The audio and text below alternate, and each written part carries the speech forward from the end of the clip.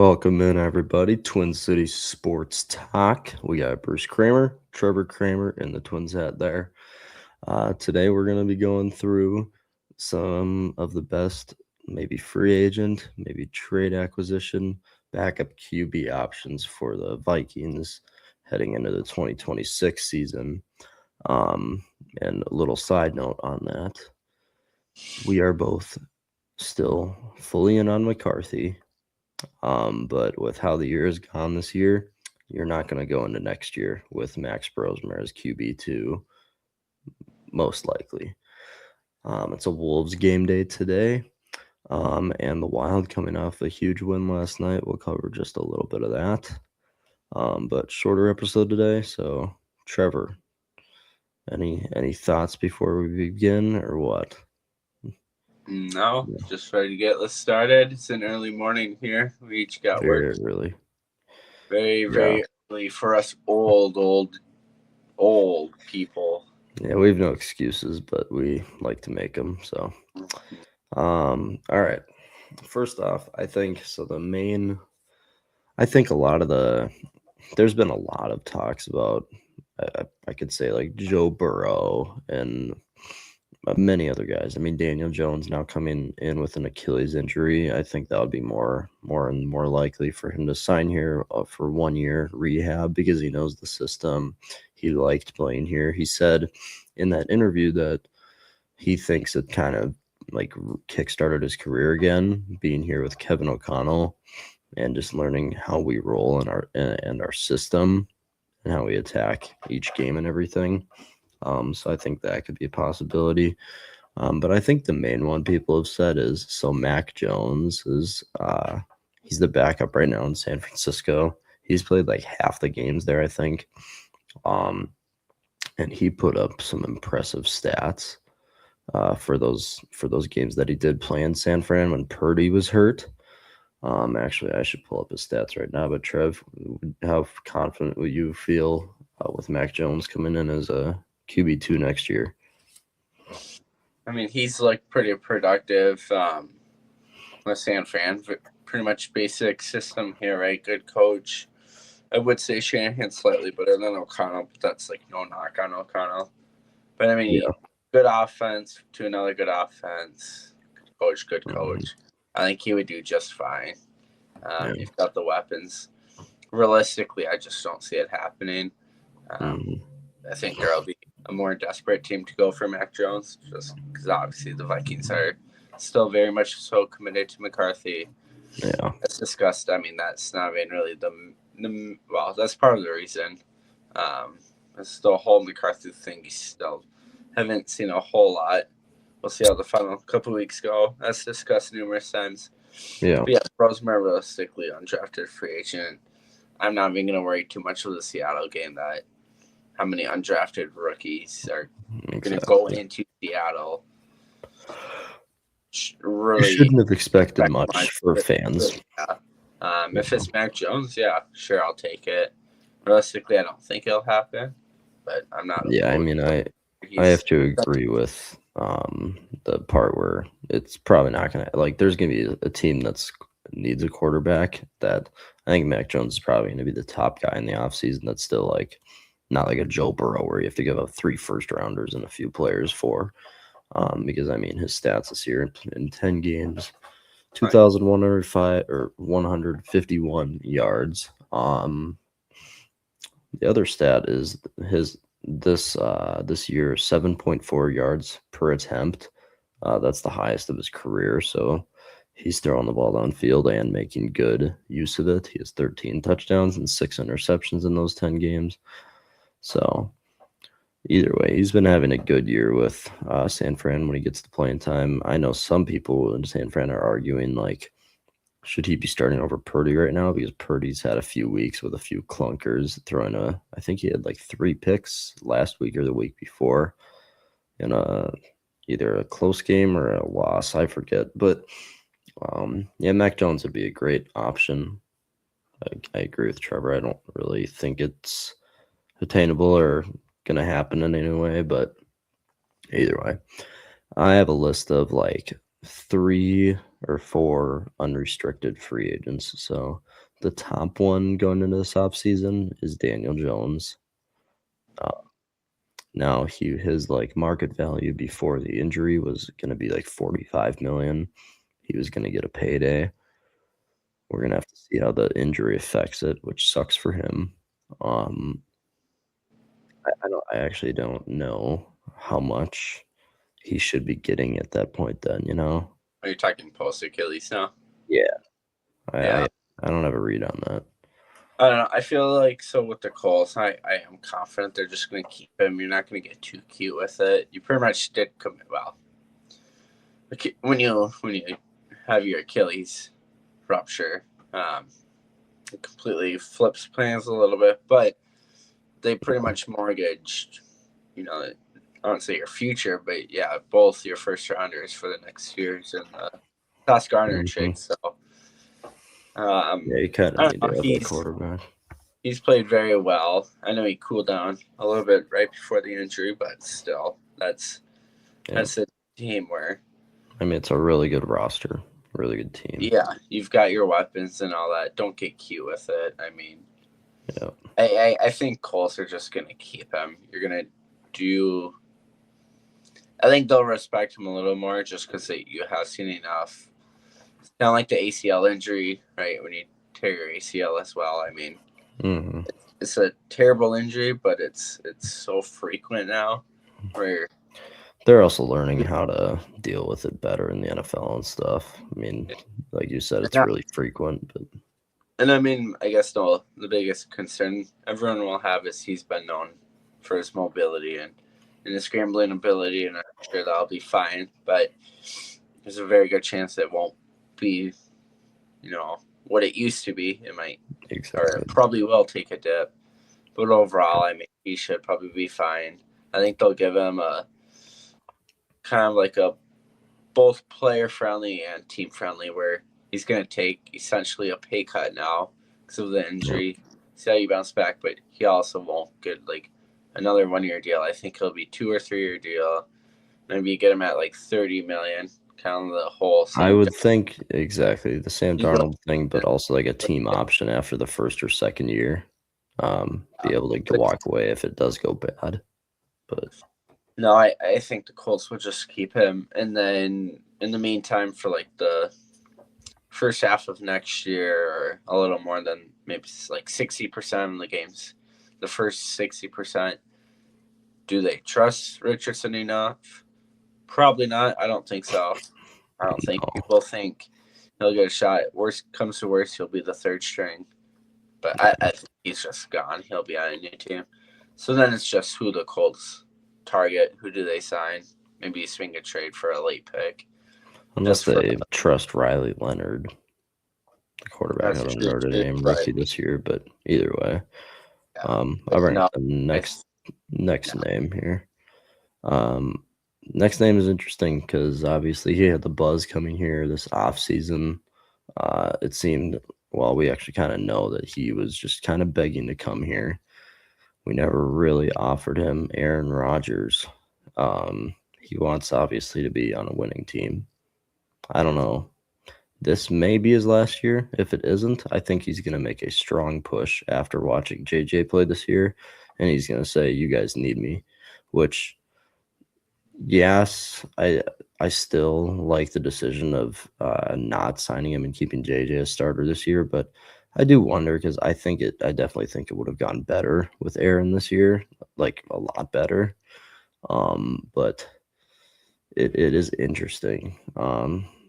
I don't know. Do you think there's a chance they bring him in this offseason? Oh, yeah. I mean, you're going to have to, just kind of how it's gone. Year 2 of McCarthy, year 1 starting. He'd be a fool not to at least bring him in and discuss it. My personal opinion, I want no part of it. My thing is, I mean, you've slightly mentioned it. It would have almost certainly, without a doubt, gotten better. With Rodgers. My point being is, you probably make the playoffs as a wild card, maybe get lucky in the division, but I have no faith The dude's and a cancer. Rodgers being in LA Rams, the Green Bay Packers, Mm-hmm. can go up and down the list. Realistically, I don't think there's any chance of a Super Bowl. So you waste another year of developing McCarthy and commit to Rodgers just to lose wild card or divisional round at best. I think at best it'd be lose divisional round. I don't see Rodgers making it past that hypothetically if he's on the team this year or next year. So I want no part of it. Yeah, the regular season would be better, but what does that get us besides hey, a fun season, but then heartbreak when you don't really even show much of a fight in the playoffs. So no, I don't want I will play out better, but yeah, I will very strongly disagree with you on this because being completely honest, this would be the best team Rodgers. When he won his MVPs in 2020 and then 2021, I think. This is a better team than those teams by far. I mean, he had Devontae Adams, and then his next receiver was Valdez Scantling, I'm pretty sure, if I'm remembering correctly. But now he'd have Justin, Jordan Addison. I mean, Hawkinson's been underwhelming, but he probably would have had a way better year too. And then you have Aaron Jones is really good friends with Aaron Rodgers. They love each other. Jordan Mason. Honestly, if the O-line was like this, that's the only issue with it. Earlier in the year, the O-line never was healthy until week 13 or something. It was the first time they all played together. That would have been the only issue. But the defense holding teams to, the Eagles game, the Eagles scored a defensive touchdown, I'm pretty sure. I think the defense only held them to 21 points. Should have won that game.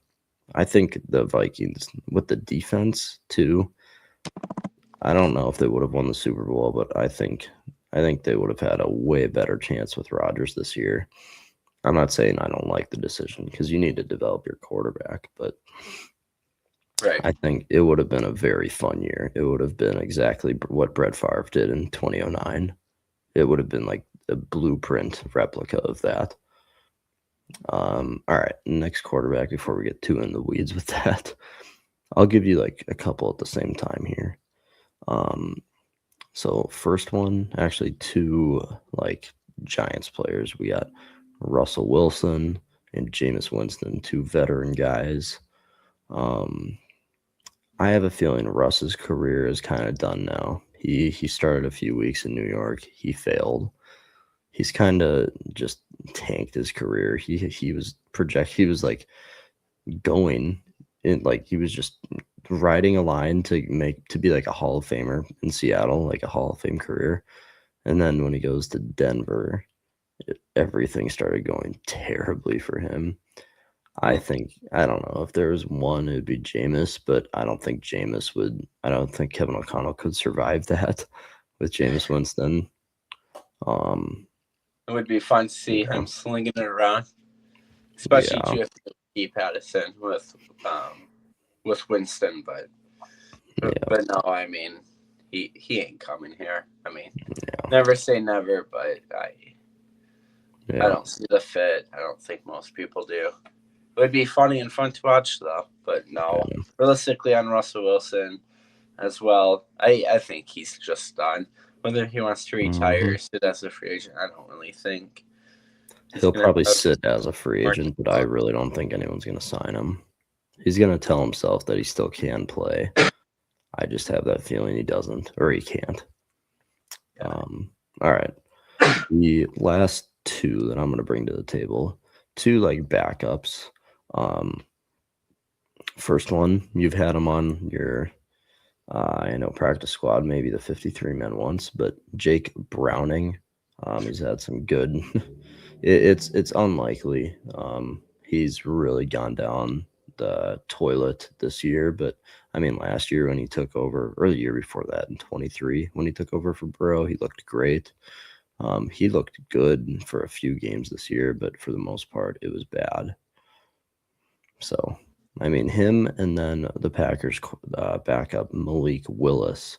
When he has played with Jordan's a couple minor injuries, Malik Willis has looked really good, won them games.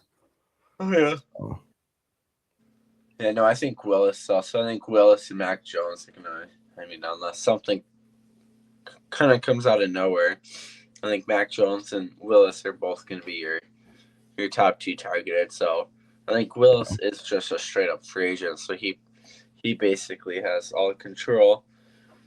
yes. He doesn't resign with Green Bay, which I don't think so. Look how he's very played. unlikely because he can probably get a fringe starting spot or sign with the Jets or I don't know. Name what Pittsburgh Steelers if Rodgers retires, where you can compete for a starting position and training camp preseason. So yeah, would love Willis. I don't think there's any chance though he comes here. Yeah, I don't think so. I know he's a little bit of a dual threat, and as we know from like the Josh Dobbs, KOC, no. Yeah, You like to run, you will not in this system. You will pass.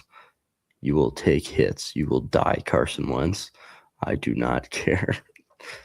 All right. I mean, that's kind of like all the obvious. Like, here's the thing in the NFL: you're never really gonna get. I mean, okay. Here's another one that you and I have talked about: Kirk Cousins. Kirk, obviously knowing the system, the Falcons.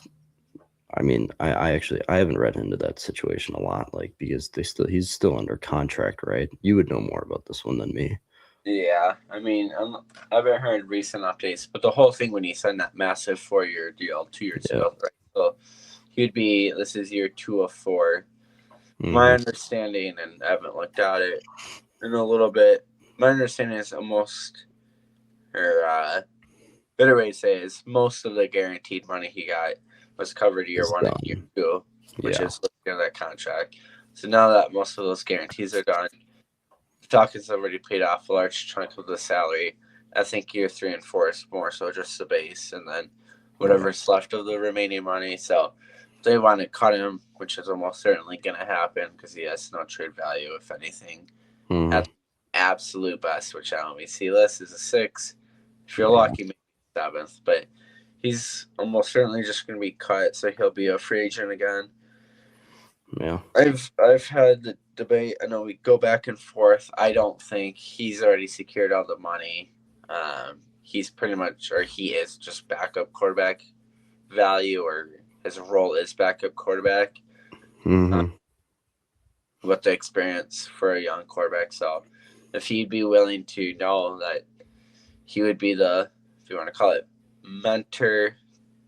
I think he's stepped into that role with Penix, so. Yeah, so, but then just having that experience as a backup, if he wants to come here for the veteran minimum, or maybe slightly just more than the veteran minimum, because I mean, as you've discussed, he'll want to secure as much money as he can, but I don't really know how much more money he's going to be able to secure. So, I don't know. I think I don't think he wants to retire. So I think he's at least going to try playing through next year with whatever team it is assuming Atlanta moves on. I think it can make sense just because, he knows the playbook is pretty much the same core of the roster. I mean, there was that one report. Like, he did not want to leave Minnesota. Like, his family and him didn't. Obviously, they wanted to start. But the Vikings also told him they were going to draft a quarterback, which good on them, be upfront about it. But then he went to a team that lied about it and still drafted a quarterback. Right. Either way, but yeah, they never really wanted to leave Minnesota. I mean, I don't know if they still have their house here or anything like that. But yeah, I mean, I think it's very possible for Kirk, 100%. But if he is going to sign here, I'm still going to be on the fact that it's going to be like a $4 or $5 million contract, which is nothing for a quarterback. But I just can't see Kirk Cousins, who after like 4 good but average, mediocre years in Washington, secured one of the highest quarterback contracts in NFL history with the Vikings. And then he ended up getting, after an Achilles injury, a huge contract with Atlanta, and they've seen how bad that's been. Because I mean, you remember when he started playing right away, like the first year of that contract last year, he looked so bad. He couldn't even put any weight on his back foot. Yeah, Either way, sitting duck. dude, Yeah, that week 1 game was awful. I know it got slightly better, but overall, it's not worth anywhere close to that contract. the dude is a businessman. I mean, he is a bargainer. Like he knows how to get his worth. Either way, I know that because he stole some money from us for 5-6 years. He played well, but yeah. All right. Last name. We're not going to go into the weeds with this one. Percent chance that you would trade, or that you think the Vikings would trade for Joe Burrow. I don't even think it's. I think it's more so not even so much the Vikings, because I mean, you would be dumb not to inquire on him, especially with that press conference. I believe that was 2-3 days ago. Regardless, about just wanting to have fun again, blah blah blah blah blah, and getting like happy. I think it's more so the Bengals aren't going to really listen to trades unless Burrow, I wouldn't say like demands his way out, but like requests a trade and they exactly. about it. Percent on it, I don't even know if I'd go 5%. I think it's really just 1%, just because that's. I think most people would argue your top 4 quarterbacks, if you kind of exclude like team roster building, all that, just pure talent. Who do you trust to go take your team to Super Bowl? He's definitely top up 4. there. I think most people, he's a top 4 quarterback. Where in the top 4 you want to rank him is, you can discuss that for another time, but I don't know. I'd put injury concerns. I'd put it at 1%. I mean, I'd love it. Sign me up in a heartbeat. You know what? Give me a 2% chance. I don't think we see it happening. So 1 and 2%. Add it up. That's 3%. Let's be clear. He would not be the backup if we did trade for him. I mean, honestly, you'd probably send JJ in that package. They'd probably demand like the young quarterback in return. I'd assume either way, but I mean, you'd have to give up 3 firsts, JJ, and probably another player. It'd be a haul. Yeah. Either way, let's move off the quarterback issue now. There's some backup quarterbacks for everyone to think about. Some of the more likely ones, Kirk, I mean, Mac Jones, maybe, but some of those, like, well, I mean, never mind. I'm not going to get back into it, but there's names that seem more plausible and names that would fit Kevin's scheme more than others, like a Malik Willis, who's going to be running around. Jameis Winston. Kevin wouldn't survive. Kevin would have a heart attack on the field there, just seizure, just watching Jameis try to run his offense. All right. Next up, the Wild, coming off of a huge win. We got the biggest doubter here with us today, Trevor, thinking the Wild would lose 5-0. Oh, they end slightly wrong. I'll go through our predictions from last night quick. Wild were the only game. I said they would lose 3-1, a competitive game. No, they won. Jack with the only win for the entire night for anyone. He said they would win 2-1, which he got the score wrong, but he improves his record with the Wild winning. Jack's now up to 4-4. None of us got our player predictions right. No one got the score right, but me and Trevor pulling up a rear and got the game wrong. Well, actually, I take that back. Good, a happy. What am I even trying to say? We're glad to be wrong. Yeah, exactly. We did the anti-jinx. We said they'd lose. Wow. Personally, not only did they win, but they won good. So Trevor's record still at a good 6-2. Still looking good for Trevor. Me, I wouldn't say so much myself. 10-13. Hey, at least you're not the New York Jets, all right? Yeah, that's true. Floating around 500. Yeah, exactly. Just gotta get a few slants in there. And Yeah, then you can sit Sounds well bad. there. Yeah, so not a good night for me. But yeah, Wild went 5-2. Two of those being empty netters. Really competitive game. Really good game. One thing I have to say about the Stars, Trevor, you didn't get to watch the game because of work, but you saw most of the highlights. The Stars played like they knew they were the better team. They were kind of playing just a little lackluster. Just obviously they were trying to win, obviously, but like passing, they were trying things that I've like would not expect any team to try. These like crazy passes through the slot, through like 4 Minnesota defenders and all this stuff. They it's hard to explain. It's just it looked like they knew they were the better team, and they kind of just like went in thinking that almost. I don't know if that explains it well, but two things that we said for the keys to the games.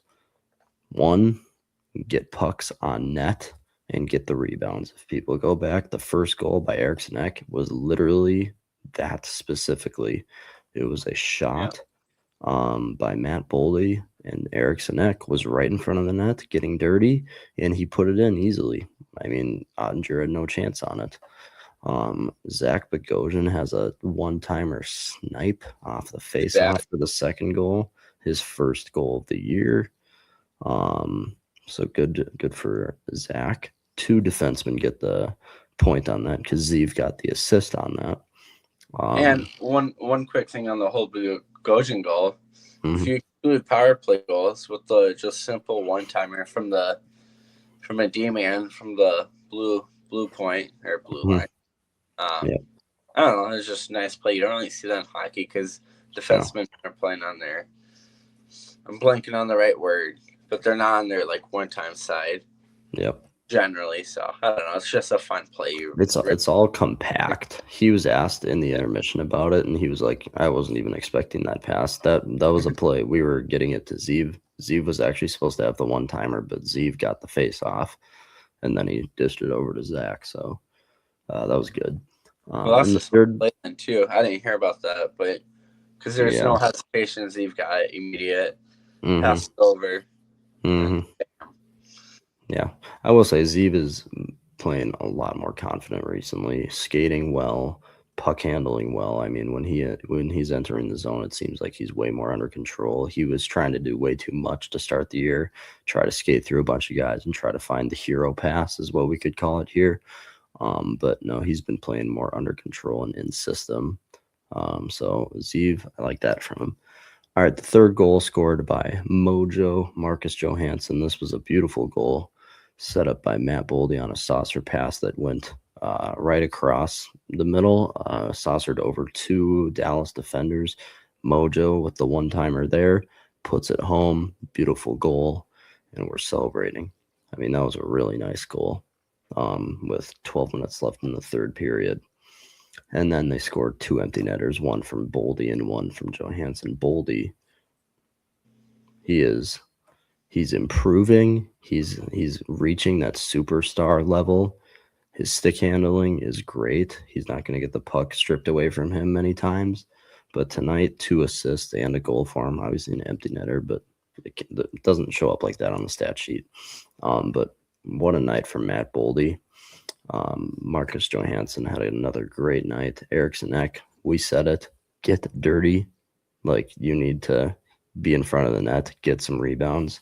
And going back to our 2 things that we said, our 2 things were get dirty, getting the rebounds in the net, but the other thing was stay out of the penalty box. Dallas is the 2nd ranked power play in the entire league. We kind of said on the show yesterday if there was going to be one, it would be Ryan Hartman, and it was Ryan Hartman with our 1 penalty tonight. That is right. Yeah. Jack. He asked me, he's like, off the record, who will be that 1 penalty? And I said, I want to choose Ryan Hartman because it's the obvious answer, but I said like a defenseman or something. Either way, our defense played great. Going into the third period, Dallas only had 9 shots on goal. 9. Unheard of for that yes. of a team. Exactly. And so, yeah, Gus only saw 18 shots tonight in total, saved 16 of them. I will say Gus, he looked, I guess, less uncomfortable because Dallas actually did end up scoring a third goal in the second period. It got called back because it went offsides, and that goal, I've never seen a goalie in the NHL, like just on a regular play like that, not like a broken play, but like on a regular play, like so out of place. Gus had to go back and forth, and then he was basically like sliding out of the crease. As I think it was Rantanen who scored that third goal. Obviously got called back, but he scored that goal, and it was just I've never seen a more open net. But when that got called back from offsides, which it was an obvious offsides, it should have been called right away. But that is when everything just changed there. Dallas didn't really have another good opportunity. It gave Gus some more confidence after that. Either way, the two things we said: stay out of the penalty box, get pucks on net. They had 30 shots on goal at Ottinger, so it was a great game, perfectly executed from the Wild. I mean, they out physicaled Dallas. Another thing, it was 26-12 in hits. They had 6 more shots than or blocked shots than Dallas did. So it was a great game from the Wild. And I just hate that we can't play like this against the bad teams too. What is that? Is Ottawa the next game, if I remember correctly? The next game, yeah, let me check. I think it's Ottawa.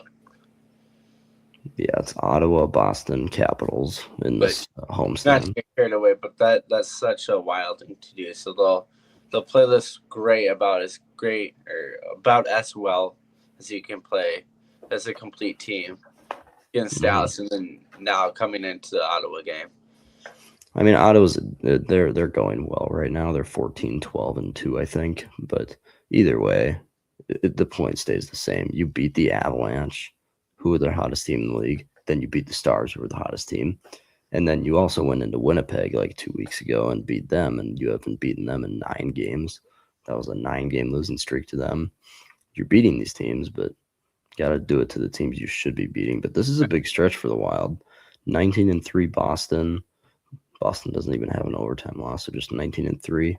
And then the Caps are 18-9-4. 3 teams that are going well right now. You get them all at home. And actually, then you travel to Columbus for 1 game, and then you come back home for 3 more games against Edmonton, Colorado, and Nashville. So huge stretch for the Wild. Got to piece together some wins here. It's going to be tough with all the injuries. But yeah, big stretch here. All right. Next up, I think we got to get to it is Timberwolves game day. Yeah, real quick, try that sound there one more time. We just might gotta tweak it. It's pretty quiet. Maybe that's just my end.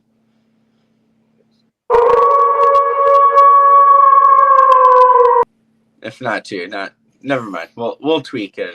I'll listen to it on the recording back. But yeah. All right. T-Wolves, they travel to Golden State today, play the Warriors. We're not getting into the weeds here. Stephen Curry is going to be back for the Warriors after, what was his injury again? Quad? Yeah, it was quad. I think, yeah. Yeah, he's back after missing 5 or 6 games for them. The Wolves coming off a horrendous loss again to the Suns. And before that, they were on a 4-game winning streak. So they've won some games recently. But overall, it's looked pretty bad recently, except for maybe an exception for Ant. Ant's putting together these 30 and 40-point games like it's nothing. But you're barely beating the Pelicans. You barely beat the 6-16 Clippers. Yeah, they had Harden and Kawhi. But Phoenix without Devin Booker and Jalen Green. Terrible loss. Some terrible wins from the Wolves. They're not going great right now. They're lacking consistency on offense. It hasn't looked like appealing. Jaden McDaniels, Naz Reid, both coming off terrible games against Phoenix. Warriors, a very fundamental sound team. They're going to move the ball around. They're not going to turn the ball over a lot. they're going to be very under control on offense. So, any thoughts about this one, Trev, or should we just get to our picks right away? No, yeah, I mean, we can get to the picks right away. I just think it'll be a really tight battle back and forth. A fun game. It's going to be one of those games, right? You're playing the better of the team where, I mean, playing up against Curry alone, you really got to be on cue because, I mean, if you're not communicating, you're not playing well defensively, Curry will make us look stupid, so which could very well happen. I have some faith, I guess. If you want, I can lead into my prediction. Yeah, I will say one thing. Like, I like Curry being back. It's just more fun to watch that way. Like, you could say I want the Wolves to win, and it'd be great if Curry could be still injured or for, I don't know, Jonathan Kuminga to get hurt or something. But no, just it's so much more fun to watch. All right. We're going to get to our predictions. I already said the records and everything, but one, who wins the game, the score, and then a player prediction. Trevor, go ahead. I got the Wolves winning 126, 120, Wolves 126, Warriors 121. In a tight battle. And then for my prediction, gosh, I don't even know what you want to call it. For Rudy Gobert, if it's a bounce back game after the whole debacle from last game or whatnot. Obviously, Rudy and Draymond love to you're right. Just hug and really be passionate of, let me give you a basketball.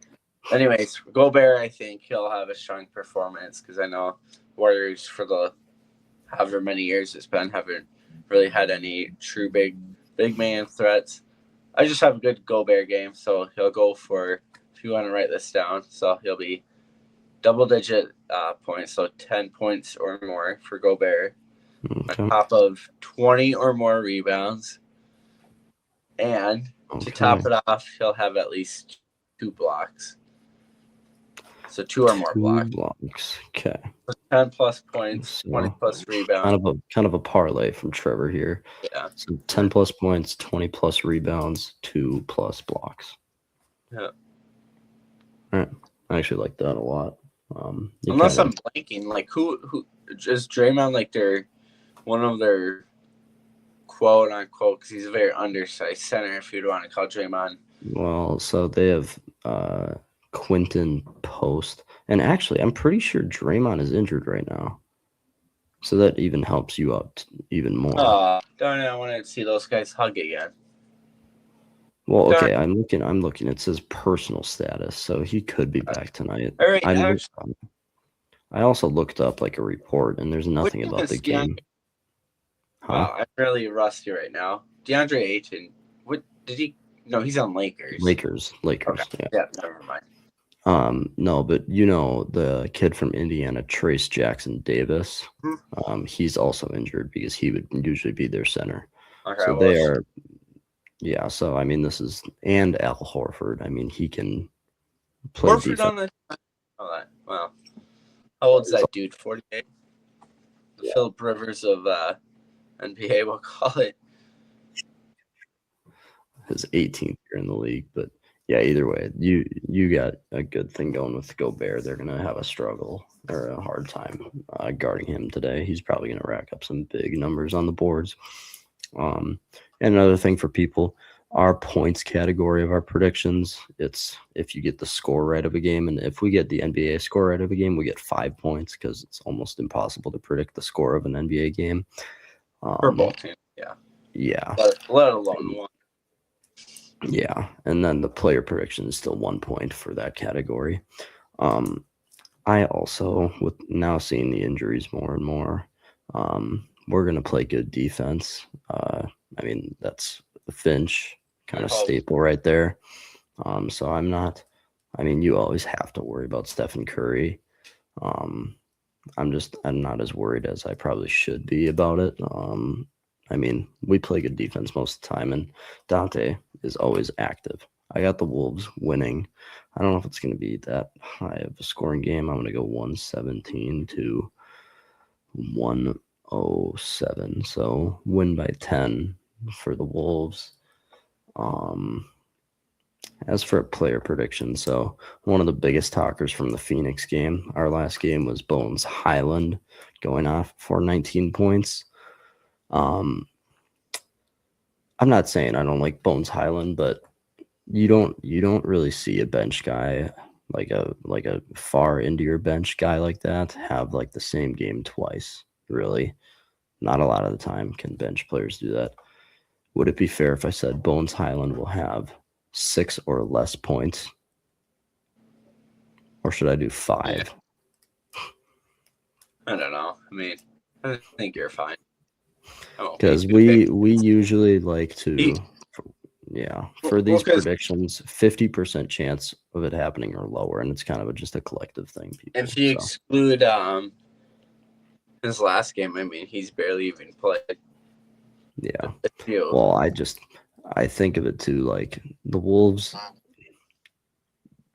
they have like no trust right now in Rob Dillingham. I mean, Bones Highland's playing 20 minutes. He played 20 minutes last game when they could have had Dillingham wasn't not healthy or something. They played Terrence Shannon 3 minutes last game. Those guys turned the ball over when they were playing. Terrence Shannon had the one good game against OKC. But yeah, so Bones Highland under 5 points. Because I see him getting more. But if he finishes at 5, say like, he's right at 5. 5 or less points. So, cool. Bones Highland 5 points. Okay. Off the record here, Trev. Before we wrap up, Philip Rivers. Do you think he's going to start this week? I mean, you kind of mentioned his name talking about Al Horford. I guess. Actually, I meant to look. Did Riley? Because going into it, like the rumor when the news first broke that Rivers was going to come in, when the news broke, right? So I think it was on that Monday night leading up to the game, and then Tuesday practice. Obviously, got signed. Blah blah blah blah blah. But going into it, wasn't the report Leonard was week to week with his knee sprain? My point being, has Leonard practice limited, or has he been out? Any idea? Leonard? For Leonard. From all my point being is that's really asking a lot. Obviously, I know Rivers. He said, or notification, whatever it is, wherever I saw or heard from it.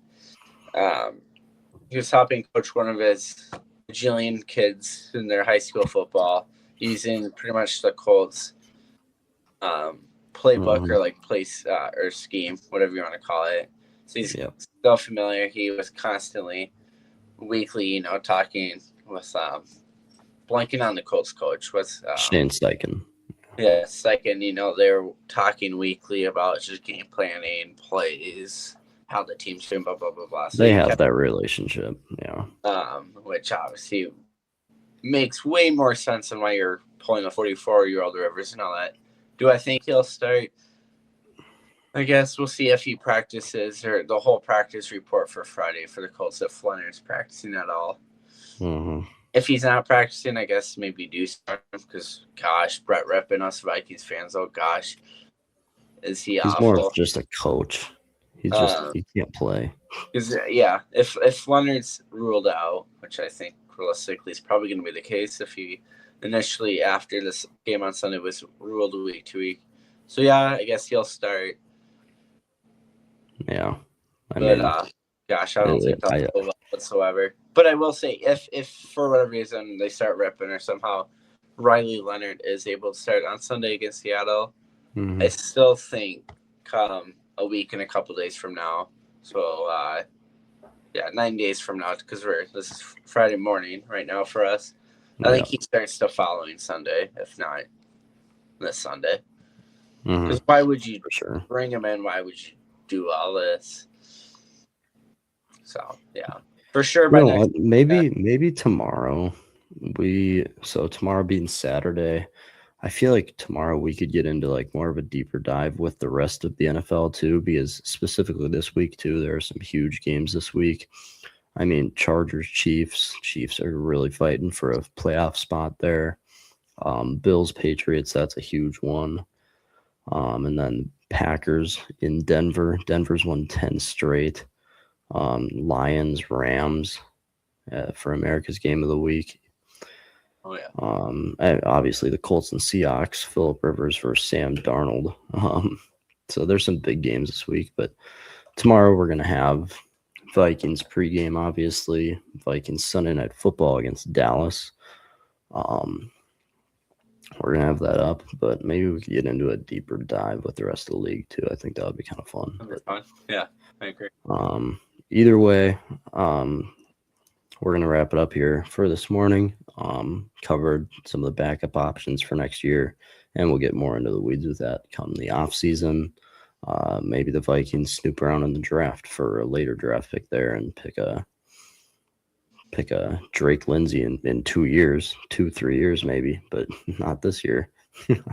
One quick thing. Did you see Drake Lindsay's letter that he posted regarding he basically, I mean, it's nothing bad, but he basically said he feels like this year he really developed in a way that he'll be scouted well going into the NFL, and he can't wait to do it for the next 2 or 3 years. So from what I'm hearing there is, I mean, Drake was good this year. He was playable as a freshman. It was a good first year for him. Yeah. He's wanting to stay here, develop his craft for at least 2 or 3 more years and not leave early or transfer. That's pretty cool. You don't find that a lot in college anymore. Just a stay-at-home guy. Portal alone. Yeah. I mean, it's hard to find those types of players now, but sounds like Drake Lindsay's in it for the long run. He's doing it for his NFL stock, which he should be. But I mean, because he has a good frame, good size, he could, if he can perfect his craft, could be a good little career for him. Maybe. Either way, I'm getting sidetracked. That's enough for today. Twin City Sports Talk.